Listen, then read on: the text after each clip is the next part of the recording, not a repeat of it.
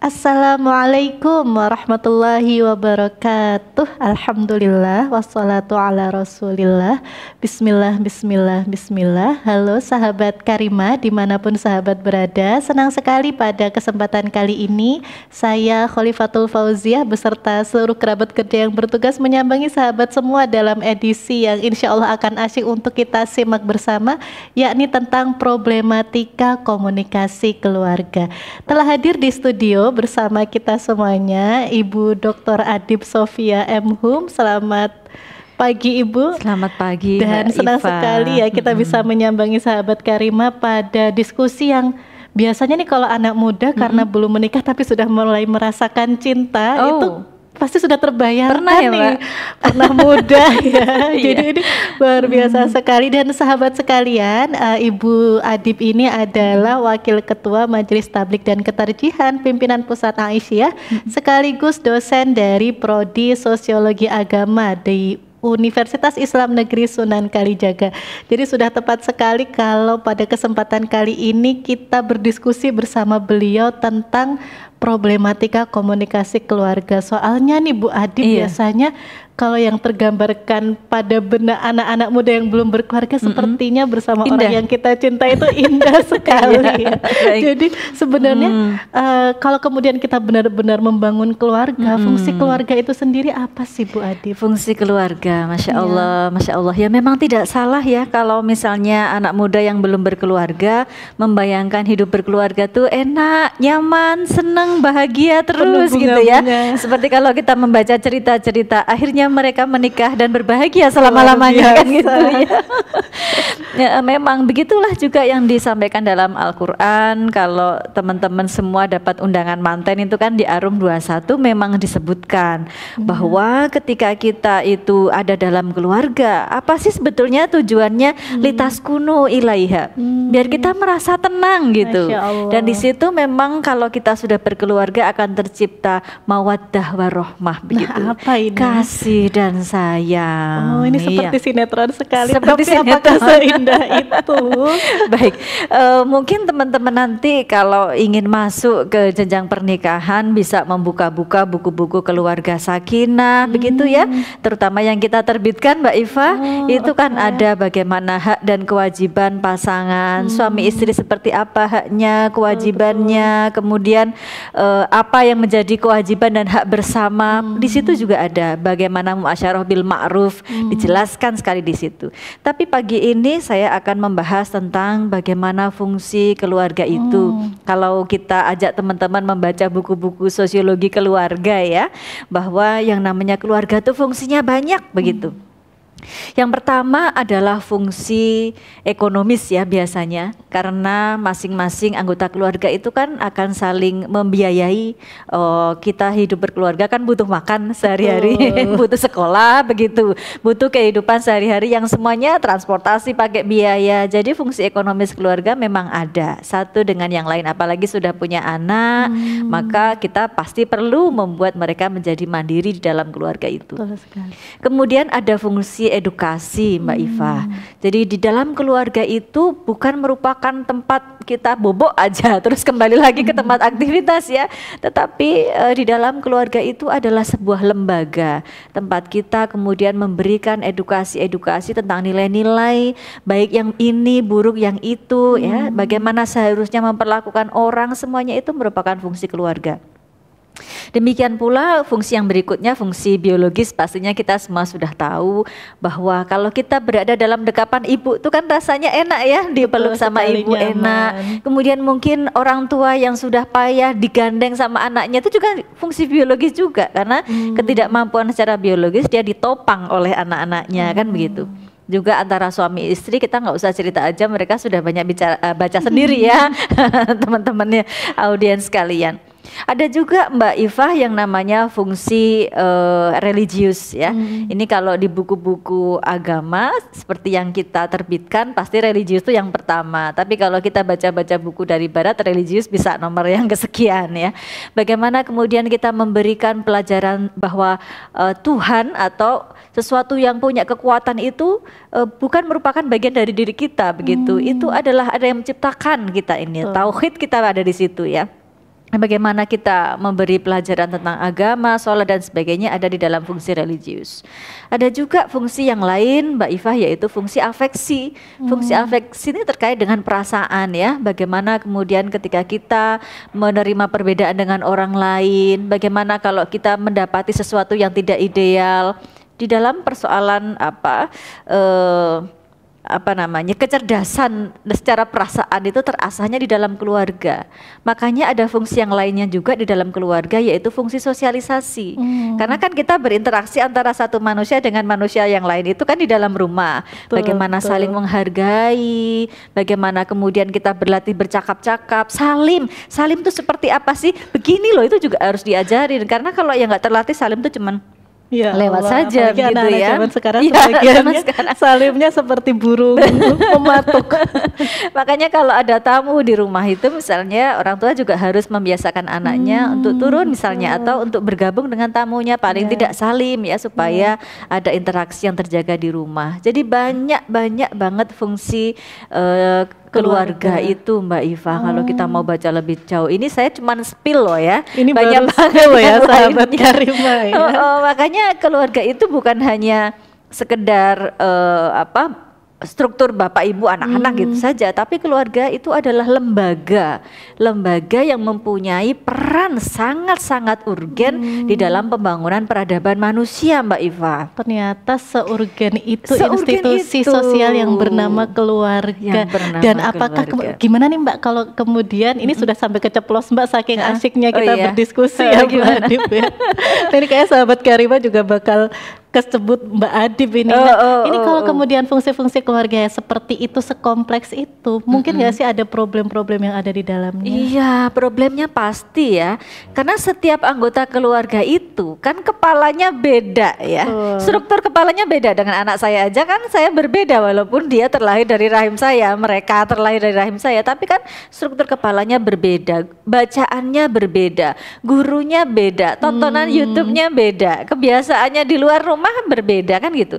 Dengan suami apalagi ya, ayah ibunya beda, tradisinya beda. Sahabat Karimah, tadi kita sudah membahas keluarga itu fungsinya apa saja sih. Ternyata tidak sesederhana yang kita lihat di sinetron-sinetron. Dan ini tadi Bu Adib kita sedang mencoba mengelaborasi problematika apa saja nih yang bisa muncul ketika dua orang yang konon kabarnya dulunya saling mencintai ini bersama Bu Adib. Iya, problem keluarga itu pastinya kan pelanggaran komitmen ya, bahwa antara satu pasangan dengan pasangan yang lain kemudian menjadi tidak berkomitmen ya. Misalnya ada sih sejumlah liputan ya yang menengarai tentang apa sih sebetulnya sebab-sebab perceraian itu misalnya, atau sebab-sebab masalah itu terjadi di dalam rumah. Mungkin yang pertama bisa masalah ekonomi Mbak Iva, karena tadi kan ada fungsi ekonomi. Betul. Satu keluarga dengan keluarga yang lain itu misalnya mereka sedang ditimpa sesuatu yang tidak mengenakan ya, maka secara ekonomi keluarga itu menjadi timpang ekonominya. Lalu anggota keluarga yang lain nggak kuat misalnya ya, aku nggak kuat dengan derita ini, sudah lebih baik kita pisah saja lah gitu ya. Dan juga persoalan ekonomi. Kemudian yang kedua mungkin perselingkuhan ya, nanti kita akan bahas pada bagian yang lain. Perselingkuhan itu artinya pelanggaran komitmen, bahwa ketika masing-masing pasangan itu berkomitmen untuk hidup bersama, saling membangun, meningkatkan kualitas hidup bersama-sama, tetapi ternyata kemudian dia memilih untuk berkomitmen dengan pihak lain, kan itu juga kadang-kadang menjadi menyakitkan sekali. Naudzubillah min dzalik ya Mbak ya. Itu juga merupakan masalah di dalam keluarga. Terus ada juga masalah yang lainnya itu misalnya kecanduan Mbak ya. Jadi ada juga beberapa keluarga yang saya amati, salah satu pasangannya itu kecanduan gadget ya, sehingga pasangannya atau keluarganya tidak diaruhkan ya. Aruhkan itu apa sih Mbak? Tidak dipedulikan, mau makan, mau belajar, mau ada, mau nggak ada, karena dia sibuk dengan HP-nya. Ada juga yang sibuk dengan game Mbak Iva ya. Jadi sehari-hari dia main game terus. Kalau sudah sukses di stage 1, dia akan mencoba stage berikutnya terus sampai kemudian istrinya itu yang saya amati memilih sudahlah berpisah saja daripada kemudian sehari-hari dia hanya Diduakan dengan memikirkan game, tidak memikirkan keluarga. Juga ada kecanduan itu kecanduan nafsa Mbak ya. Narkoba itu kan juga membuat ekspresi-ekspresi yang mungkin menyakitkan anggota keluarga yang lain, itu juga merupakan masalah. Dan ada juga misalnya masalah stres yang diderita salah satu pasangan. Dulu mungkin baik-baik saja tetapi kemudian ada stres tertentu begitu. Ada juga sebab-sebab masalah itu memang mereka mempunyai prinsip hidup yang membuat terus-menerus berdebat dan tidak bisa diselesaikan. Nah ini sebetulnya kalau kita kembali kepada agama kita yang mengajarkan komunikasi yang baik, segala sesuatu, konflik-konflik, perbedaan itu kita anggap sebagai rahmat, tergantung bagaimana cara kita menyelesaikannya dalam komunikasi yang baik, Mbak. Maka kita kembali tadi Mbak ke muasyarah bil ma'ruf apa saja begitu. Kalau saya punya rumusan di dalam Al-Quran itu ada 6 ya. Basama malaka, saya beri jembatan keledai begitu. Malaka, apa ini Bu Adi? Basama malaka, qaulan basama malaka, yaitu banyak adalah qaulan balighon. Yaitu adalah bagaimana kalau kita berkata-kata. Karena ini Mbak yang saya amati di KUA itu banyak yang perceraian itu terjadi karena percekcokan yang terus-menerus atau komunikasi-komunikasi yang tidak berjalan. Nah, padahal Al-Quran tadi kan kita sudah bahas, ini pernikahan itu tujuannya adalah litaskunu ilaiha, mawaddah warohmah. Itu semua berarti kalau belum tercapai ada sesuatu masalah nih yang harus kita urai satu-satu. Nah, saya mengambil satu masalah ya, karena kalau tidak cukup kalau kita membahas semuanya. Masalah komunikasi tadi qaulan basama malaka itu balighon, artinya sampai.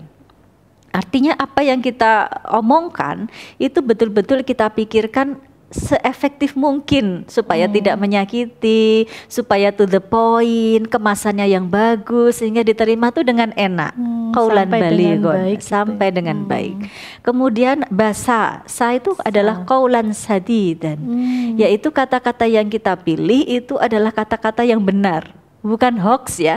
Kadang-kadang kan saking emosinya kita dengan pasangan ya atau calon pasangan ya teman-teman sekalian, yang Anda kriteriakan seperti itu, orangnya tuh suka ngomong baik atau enggak gitu ya. Suka ngomong benar atau tidak. Karena qaulan sadidan itu dia selalu mengatakan dengan perkataan yang benar. Jadi enggak ada hoax, semua terverifikasi, semua valid yang dia omongkan. Berarti gitu. enggak jadi marah karena mikir dulu ya Bu Adib ya. Penting sekali ternyata. Basama. Yang ketiga adalah qaulan ma'rufa. Apa yang kita katakan itu adalah kata-kata yang ma'ruf, kata-kata yang baik saja. Kadang kalau orang sudah marah, ekspresinya tidak terkendali, ngomong bisa kebun binatang keluar semua kan? Iya, kita ngomong yang ma'ruf gitu. Ada aturannya di dalam Al-Qur'an. Jadi itu basama. Nah sekarang kita ke malaka.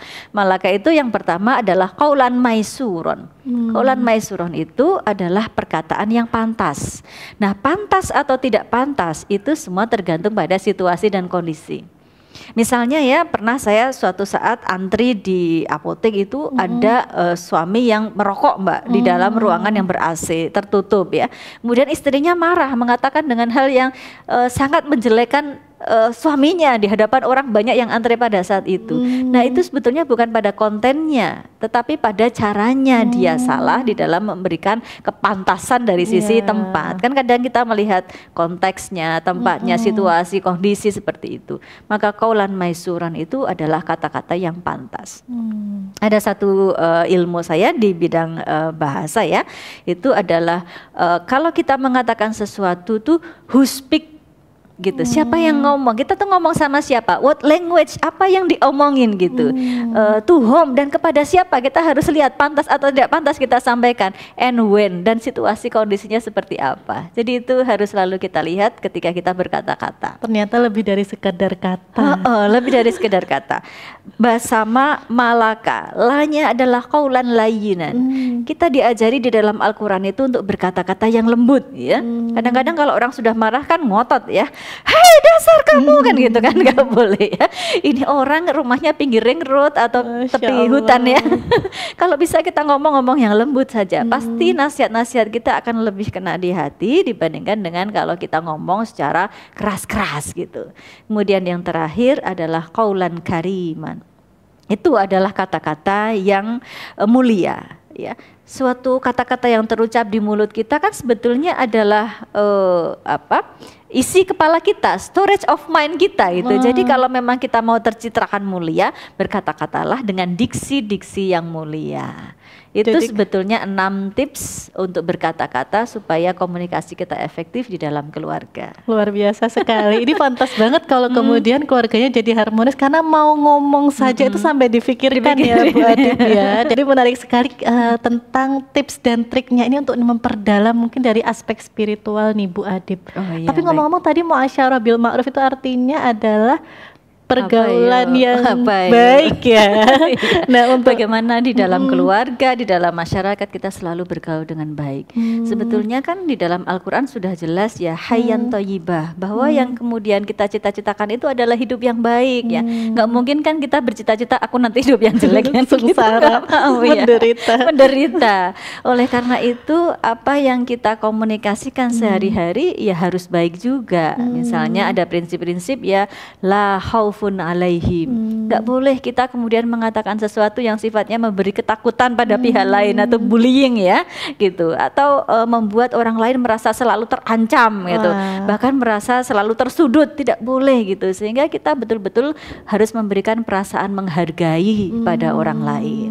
Kemudian bagaimana kalau kita terpaksa harus selalu berdiskusi atau berdebat tentang suatu perbedaan? Ya itu juga ada di dalam Al-Quran, yaitu wajadilhum billati hiya ahsan. Ya sudah, kita berdiskusi yang seru, tetapi dengan apa? Dengan lisan yang baik, perkataan-perkataan yang baik. Sebetulnya Islam sudah sangat mengajarkan proses-proses komunikasi ini, Mbak Iva. Tinggal bagaimana kita itu menerapkan dalam kehidupan sehari-hari. Yang harus diingat adalah ketika orang itu matang beragama, maka sebetulnya dia akan menebarkan kedamaian di sekelilingnya. Maka ada banyak sebetulnya teori tentang kematangan beragama, bahwa orang yang matang beragama itu lingkungannya selalu harmonis, penuh dengan dinamika kehidupan yang membuat dia selalu berkesempatan untuk meningkatkan kualitas diri gitu. Kenapa? Karena lingkungannya baik, semuanya mendukung, saling menghargai satu sama lain. Makanya di dalam Al-Quran juga iman sama amal soleh tuh selalu bersama-sama. Ada 102 ayat Mbak, insya Allah kalau saya salah mohon dikoreksi, bahwa iman sama amal soleh itu bergandengan. Kalau iman kita baik, sebetulnya amal soleh kita termasuk menghargai pasangan kita, menghargai orang-orang di sekeliling kita, itu juga akan jadi baik ya, kesalehan individual dan kesalehan sosial kita itu sangat balance gitu. Apalagi seharusnya kalau kita menikah kita menambah tim untuk menebar kebaikan, bukan justru jangan nambah problem. Jangan menambah problematika di situ. Nah, ini Bu Adip, kalau kemudian apa sih yang harus kita kuatkan nih supaya, karena tadi kan kayaknya bagus sekali tapi juga sepertinya berat ya. Kita harus menjadi pribadi yang mulia, kemudian supaya bisa memuliakan orang lain dan keluarga kita menjadi keluarga yang harmonis. Apa yang perlu kita kuatkan dari sisi spiritual Bu Adip? Yang pertama bahwa yang namanya menikah itu ibadah, dan bahwa menikah itu adalah misakon gholidho. Misakon gholidho itu adalah perjanjian yang teramat sangat kuat gitu, sangat erat dan kuat gitu. Bahkan di dalam Al-Quran tuh misakon gholidho disebut sebanyak 3 kali Mbak Iva. Yang 2 itu Allah dengan nabi-nabi, Allah dengan Bani Israel, kemudian yang 1 itu antara manusia satu dengan manusia yang lain di dalam pernikahan. Itu ternyata makanya kuat sekali, sehingga jangan sebentar-sebentar aku cerai saja, aku sudah saja. Di dalam pernikahan nggak boleh, karena kita sudah dipersaksikan Allah, kita sudah dibuat di dalam sebuah lembaga yang utuh, misakon gholidho. Berarti kalau misalnya ada perasaan aku ingin terlepas dari ikatan ini, harus ingat dulu. Kita harus ingat banyak banget tipsnya untuk mencapai kesakinahan itu. Jangan buru-buru deh untuk mengambil jalan itu. Nah, ini menarik sekali loh sahabat Karimah ya. Mau menikah saja jangan buru-buru loh. Apalagi kalau mau memutuskan untuk melepaskan diri dari ikatan pernikahan, semakin jangan buru-buru banget ya Bu Adip ya. Nah, kemudian Bu Adip, kalau masih muda nih, apa saja yang perlu dipersiapkan? Misalnya kan untuk kayaknya bayangannya tuh indah-indah semua ya Bu Adip ya. Berlatih ya, kita mempunyai mekanisme latihan di dalam diri kita karena kita akan berhadapan dengan orang yang bukan keluarga kita nih ya. Kan yang namanya muhrim bukan keluarga kita kan. Pasti yang kita persiapkan adalah bagaimana kita punya ini Mbak, tafahum dan juga tasamu ya. Jadi tafahum itu bagaimana caranya kita bisa memahami orang lain gitu ya. Karena orang lain itu punya sesuatu yang berbeda dengan kita. Oh, kebiasaannya begini, oh bacaannya begini, oh kemauannya gini, cita-citanya gini gitu. Yang kedua tasamuh itu kita belajar toleransi. Gak mungkin dong kita selalu bersama-sama gitu. Mungkin ada saatnya pasangan kita atau anggota keluarga yang lain punya juga keinginan yang berbeda dengan kita. Ya udah kita berdiri di tengah. Kita bisa menenggang. Dia maunya begini, saya maunya begini. Ya udah kita ambil yang tengah-tengah. Jadi bukan hanya sekedar memahami, tapi juga menenggang atau toleransi. Masya Allah, jadi sahabat Karimah ini penting sekali ya, karena pernikahan itu adalah sebuah kendaraan untuk kita lebih memantaskan diri sebagai ibu bangsa, sebagai ibu dunia. Nah ini Bu Adip, karena kita sudah di akhir, sebenarnya ini sudah berada di tepi jurang detik-detik akhir Karimah nih.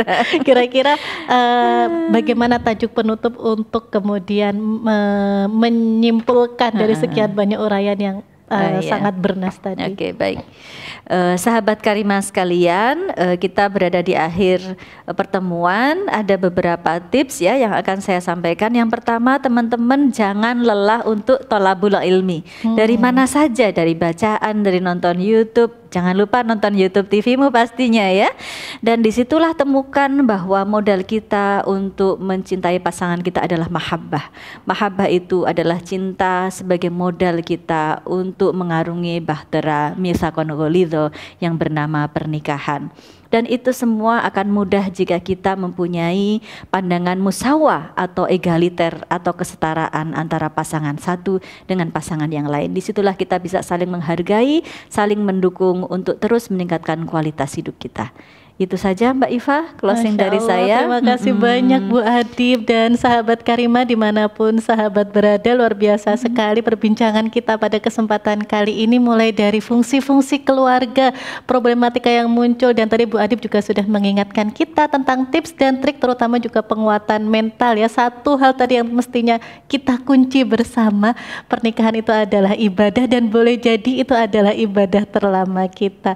Sekali lagi memutuskan untuk menikah tidak buru-buru, boleh dicepatkan tapi tidak tergesa-gesa. Dan kalau ada perasaan untuk aku tidak kuat lagi, aku ingin terbebas dari semua ini, tahan, sabar banget seperti yang ditekankan oleh Bu Adip, karena ini semuanya keluarga yang kita bangun adalah mitsaqon ghalidho, perjanjian yang teramat kuat, erat dan teguh antara kita dengan Allah Subhanahu wa Ta'ala. Sekian episode Karimah kali ini, kita berjumpa lagi pada edisi-edisi berikutnya.